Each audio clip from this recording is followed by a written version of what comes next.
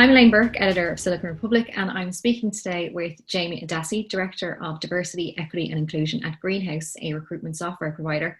And while academically Jamie has pursued degrees in psychology and counselling, she says science and technology runs through the veins of her family. Most of her Nigerian cousins and her siblings are in this field, and both of her parents as well.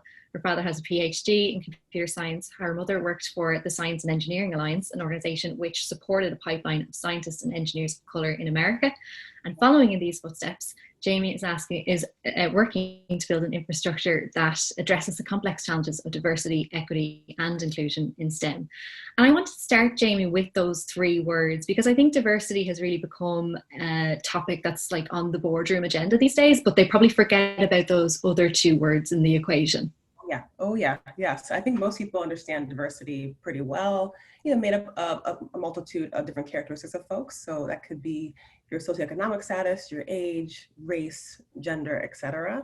Right. And then when you get into things like equity and inclusion, with equity, I really see it as a kind of root cause analysis. So really being able to look at things like discrimination, harassment, who's getting promoted in the pipeline, specifically in an organization, for example.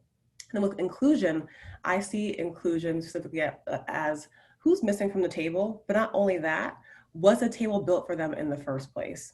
And if not, is there room for us to kind of renegotiate the space to kind of have more voices at the table? And not only just to do that, but also to help us have better business outcomes overall. So that's kind of how I see the three play out and playing out in tech right now.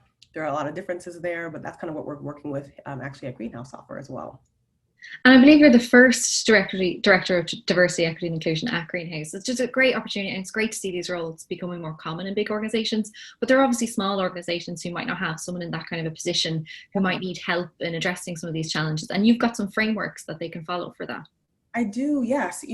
This work is definitely very difficult. And if you're someone who was like me before, was not necessarily doing diversity as my main job, but I was still in tech and still wanted to have some influence, you can definitely use a few different frameworks. Two that I really like, one is the 6 traits of inclusive leadership, actually developed out of Deloitte in Australia. And that framework, if you look it up, it really just helps people to kind of get a grasp and understanding on some of the softer skills, things like visible commitment, right, empathy, et cetera, that people want to see in a leader when it comes to diversity, equity, inclusion. If you can at least get someone in the C-suite or VP level, involved in some of those conversations, that can really help to move that conversation forward pretty quickly.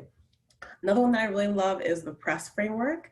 PRESS was actually developed actually with a Harvard-trained professor, Dr. Livingston. And what Dr. Livingston talks about, he's an African-American male, he talks about kind of 5 constructs under PRESS. So P being for problem awareness. And that really is about, there's a lot of studies that show that, specifically here in the US, for example, there might be some folks who are white who might think that, over the last 50 years or so, anti-Black racism has actually been decreasing.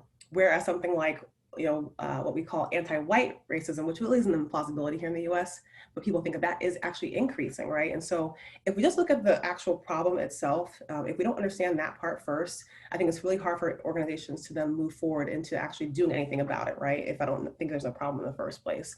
That's one. The R in PRESS is root cause analysis. And with that, racism, we know, for example, racism specifically, it has many psychological sources. I think we're all aware of that. But in reality, it really plays out for many people in institutional practices and policies, right? So kind of the cultural norms of an organization, to who gets to establish the laws and policies. And even if it's not my intent that this is like maybe exclusive for some, many people see in that root cause analysis that it does leave people out. Then there's the E for empathy, which you've heard before. That is, do I care enough about the problem itself and the people it harms? And then again, if I do, what am I going to do about that? The last 2 S's, one is for strategy. Many people are in that space right now. I think a lot of companies, as you're seeing in the last, maybe a few months, are releasing strategies, or at least over the last 5 to 10 years, over the industry in tech are starting to actually release strategies. I think that's really important. But again, making sure we have the CEO modeling that at the top is really where we get the most impact overall. And the last S in PRESS being for sacrifice, or what I like to call investment. And that is really this idea, that look, a lot of people feel like they have to let go of something to be able to provide the space for diversity, equity, inclusion work. In reality, though, feeling you have to sacrifice high quality standards like to get someone in is kind of a bit insulting, right? And so again, I think it's really reworking that to what are the time, resources, and effort we want to give into this space, and again, how are we going to make sure that this is adequately staffed long term, or again, that we have the adequate resources to get a consultant or trainer in to be able to actually move forward on that work. So that's the Press Foundation. And that one specifically, again, addresses racial equity, which I think is a big deal right now with the Black Lives Matter movement and really everything that's going on in the world. Yeah, and it's interesting because it starts with the problem awareness. You get that before, there's so many steps before you get into strategy and implementation. And I think you do get these kind of moments that trigger these things to happen. And COVID-19 seems to be another bit of a moment as well, where maybe people are realizing there's some new challenges in diversity, equity, and inclusion to be addressed in this context as well. Absolutely. I think one thing that's, for me, I have background in training and counseling, as you mentioned, in psychology. So in my work with diversity, I've always had an awareness of kind of mental health, mindfulness, kind of those impacts on, the emotions of the work that impacts folks who are in, our workplaces right now. People can't really ignore what's happening in their lives outside and then just come to work and then be a robot all day, right? So I think with COVID specifically, one of the things that I've actually seen that's come out has been a couple of studies, one that I was surprised about, which is this idea that for folks who are in the workplace right now, many of them are feeling bigger levels of anxiety and stress and depression in comparison to people who actually are unemployed, which I was actually shocked to see. And a lot of that deals back with feeling financial insecurity right now, or even job insecurity, not sure what's happening with the economy for us across the globe. And so people kind of having those stressors again, showing up in the workplace. So I think that's important to be aware of. Another thing I would say for companies right now is that hopefully people are having a time to pause and actually assess, like, what have we been doing around diversity, if anything, right? Have we had a good strategy that's been working? Have we not? If you've had some time to do some, hiring freezes, for example, have you set some new diversity, equity, inclusion goals that really feel tangible? And at the end of the day, I think if we, goals are all great. Tactics around recruiting are really important as well. But if we don't have any behavioral changes and those really important impacts on diversity, things like hiring, promotion, who gets sponsored in org, who's mentored, if we don't have those folks who are in leadership actually have behavioral changes around biases, et cetera, then we won't really see a lot of progression overall. So that's kind of really where we're trying to focus in here, at least at Greenhouse. Yeah.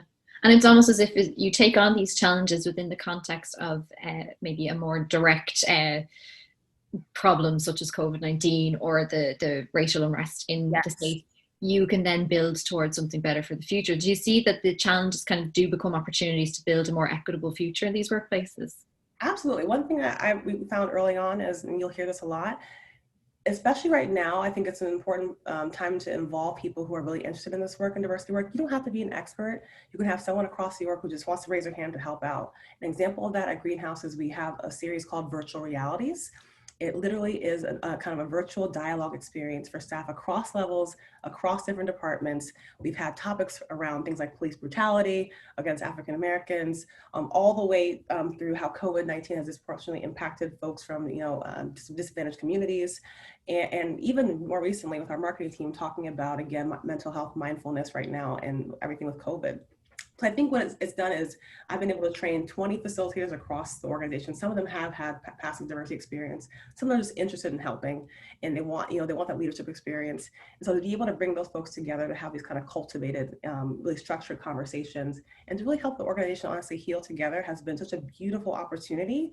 And that I don't think we would have had or as needed as much, I would say, right away, maybe starting this year, had we not had COVID-19, racial injustice, everything that we're all experiencing at once. Yeah.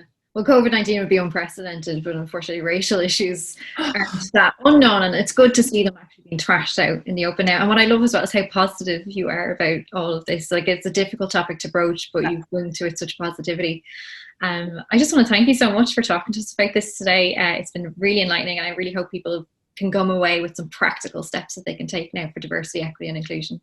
Same. Thank you so much, Elaine, for having me. Thank you as well to the Future Human Conference as well. I'm really happy to be here today. Thank you. All right, you all.